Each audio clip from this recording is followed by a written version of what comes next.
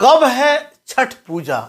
Note करें नहाय खाए और खरना की सही डेट और क्या है इसका महत्व। नमस्कार, मैं हूं डॉक्टर श्रीपति त्रिपाठी। सूर्योपासना का यह अनुपम लोक पर्व मुख्य रूप से वैदिक काल से चला आ रहा है और अब तो छठ बिहार की संस्कृति बन चुका है। छठ खष्टी का अपभ्रंश है। यह पर्व बिहार के वैदिक आर्य संस्कृति की एक छोटी सी झलक दिखाता है।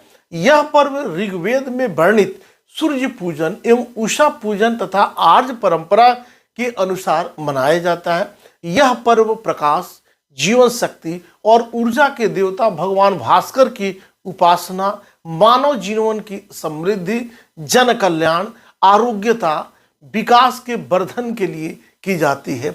छठ पर्व एकमात्र ऐसा शुभ अवसर है जहां उगते सूर्य के साथ साथ अस्त होते हुए सूर्य की भी पूजा की जाती है। छठ पूजा सूर्य, प्रकृति, जल, वायु और उनकी बहन छठी मैया को समर्पित है। पार्वती का छठा रूप भगवान सूर्य की बहन छठी मैया को त्योहार की देवी के रूप में पूजा जाता है। त्योहार के अनुष्ठान काफी कठोर हैं और 4 दिनों की अवधि में मनाए जाते हैं। इनमें पवित्र स्नान, उपवास और पीने के पानी से दूर रहना, लंबे समय तक पानी में खड़ा होना और प्रसाद और अर्घ देना शामिल है। इस पर्व की मुख्य उपासक आमतौर पर महिलाएं होती हैं। हालांकि बड़ी संख्या में पुरुष इस उत्सव का भी पालन करते हैं और कुछ लोग करते भी हैं, क्योंकि छठ जो है वह लिंग विशिष्ट त्योहार नहीं है। छठ महापर्व के व्रत को स्त्री, पुरुष, बूढ़े, जवान सभी लोग करते हैं।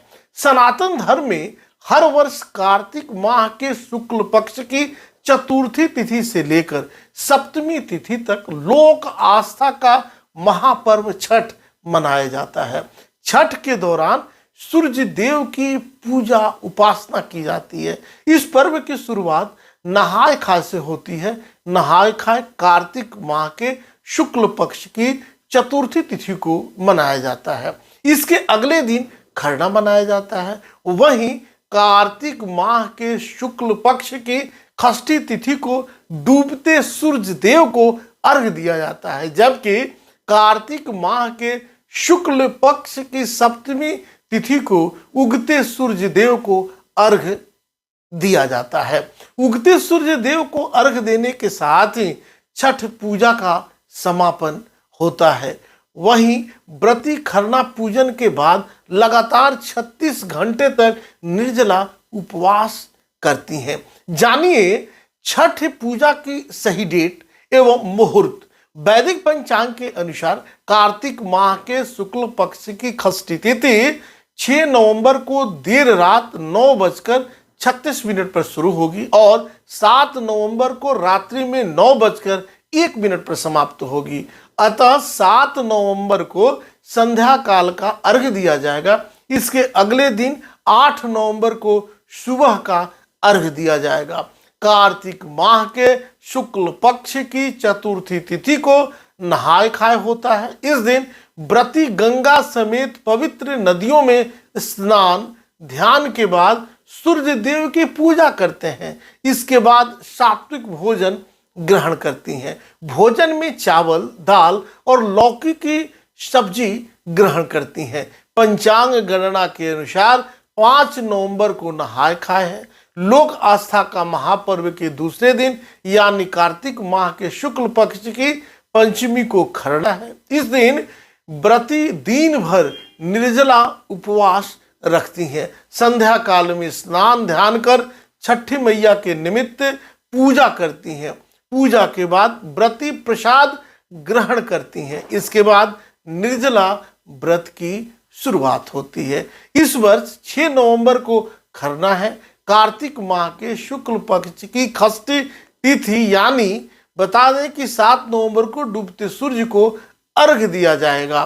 कार्तिक माह के शुक्ल पक्ष की सप्तमी तिथि यानी 8 नवंबर को उगते सूर्य को अर्घ दिया जाएगा। छठ पूजा की शुरुआत कब से हुई, आइए जानते हैं। पहली कथा के अनुसार आसुरी शक्तियों को पराजित करने के लिए देवताओं के सेनानायक के रूप में कार्तिकेय को भेजा गया। पार्वती ने पुत्र की मंगल कामना के लिए सूर्य के समक्ष प्रण किया कि यदि मेरा पुत्र विजयी लौटेगा तो आपकी पूजा विधिवत अर्घ्य देकर करूंगी। कार्तिकेय लौटे तो पार्वती ने निष्ठापूर्वक निर्जला व्रत रखकर सायंकाल एवं प्रातः काल उदयमान सूर्य को जल एवं दुग्ध से अर्घ्य देकर अपना व्रत तोड़ा। दूसरी कथा के अनुसार छठ पर्व के संदर्भ में एक कथा है कि स्कंद मतलब कार्तिकेय के जन्म से जुड़ी मां पार्वती ने स्कंद को सरकंडे के वन में छोड़ दिया। वन में 6 कृत्तिकाएं रहती थीं। उन्होंने स्कंद का लालन पालन किया। कार्तिकेय की 6 माताएं हैं, इसी कारण उनका नाम स्कंद पड़ा। इन्हीं कृत्तिकाओं को छठी मैया या छठ माता कहा जाता है। यह घटना कार्तिक महीने में हुई, इसीलिए पहले यह व्रत स्कंद षष्ठी के नाम से प्रसिद्ध था। धार्मिक मान्यताओं के अनुसार इस पर्व को मानने को लेकर 4 तरह की कहानियां बहुत ही प्रसिद्ध हैं। आइए जानते हैं। पहली कथा के अनुसार, पहली कहानी के अनुसार बहुत समय पहले की बात है। राजा प्रियंवद और रानी मालिनी की कोई संतान नहीं थी। महर्षि कश्यप के निर्देश पर इस दंपति ने यज्ञ किया, जिसके चलते उन्हें पुत्र की प्राप्ति हुई। दुर्भाग्य से यह उनका बच्चा जो है वह मरा हुआ पैदा हुआ। इस घटना से विचलित होकर राजा रानी प्राण छोड़ने के लिए आतुर होने लगे। उसी समय भगवान की मानस पुत्री देवसेना प्रकट हुई। उन्होंने राजा से कहा कि वो सृष्टि की मूल प्रकृति के छठे अंश से उत्पन्न हुई है, इसी कारण वो षष्ठी कहलाती है। उन्होंने बताया कि उनकी पूजा करने से संतान सुख की प्राप्ति होगी। राजा प्रियंवद और रानी मालती ने देवी षष्ठी की व्रत किया और उन्हें पुत्र की प्राप्ति हुई। कहते हैं कि ये कार्तिक शुक्ल षष्ठी को हुई थी और तभी से छठ पूजा होती है।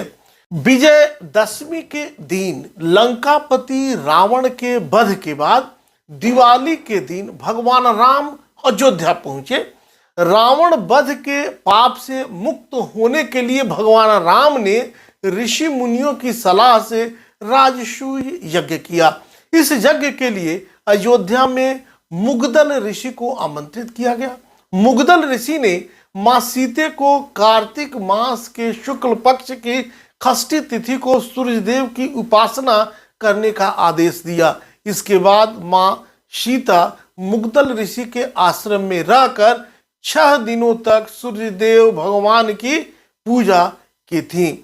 तीसरे कथा के अनुसार छठ या सूर्य पूजा जो है वह महाभारत काल से की जाती है। कहते हैं कि छठ पूजा की शुरुआत सूर्य पुत्र कर्ण ने की थी।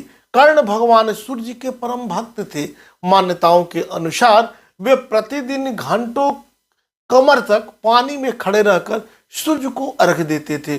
सूर्य की कृपा से ही वे महान योद्धा बने थे। अगले कथा के अनुसार, अतिरिक्त कहानी के अनुसार, इसके अलावा महाभारत काल में छठ पूजा का एक और वर्णन मिलता है। जब पांडव जुए में अपना सारा राजपाट खो दिए थे, तब द्रौपदी ने छठ व्रत रखा था। इस व्रत से उनकी मनोकामना पूर्ण हुई थी और पांडवों को अपना राजपाट वापस मिल गया था। सूर्यदेव की उपासना छठ पर्व का पौराणिकता के साथ साथ वैज्ञानिक महत्व भी है। माना जाता है कि अस्ताचलगामी और उगते सूर्य को अर्घ्य देने के दौरान इसकी रोशनी के प्रभाव में आने से कोई चर्म रोग नहीं होता और इंसान निरोगी रहता है। अभी तक आपने इस चैनल को सब्सक्राइब नहीं किया तो सब्सक्राइब करें, शेयर करें और कमेंट्स करें। नमस्कार।